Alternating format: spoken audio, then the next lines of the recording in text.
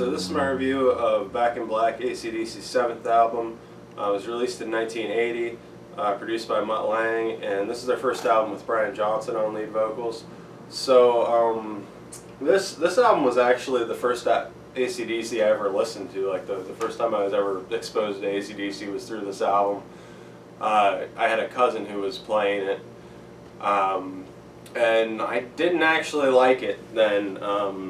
Back at that time, I was pretty much only listening to country music, and it was a little too loud for me. But then, like a couple years later, I had a friend, and we were both in Scouts together, and we'd go on campouts, and we had like CD players, and you know, I was like pretty tired of all my CDs.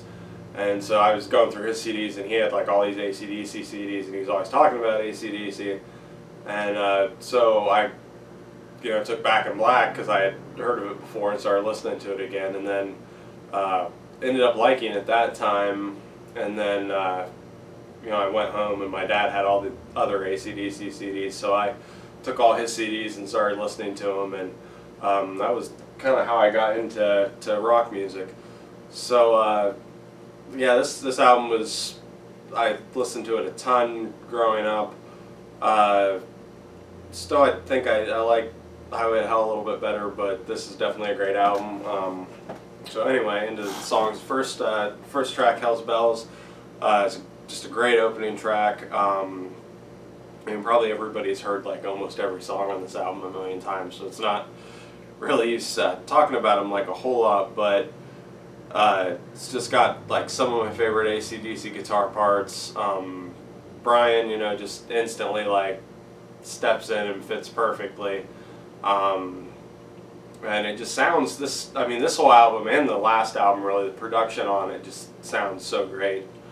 The second song, Shoot the Thrill, is another great song, one where I think that Cliff and Phil stand out on it, and Brian gives another great vocal.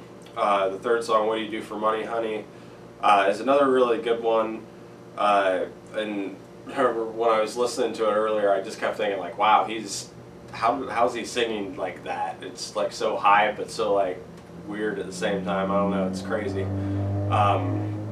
It's crazy that like he could get his voice to do that. The fourth song, Giving the Dog a Bone, is another one. And like it was about this point, like when I was listening to this album, I'm like, I always forget how good this album is until like I get to this point. I'm like, wow, this still, like, even 4 songs. Like some albums, they get like 4 songs, then you get kind of tired. And this is like, nah, this is still great.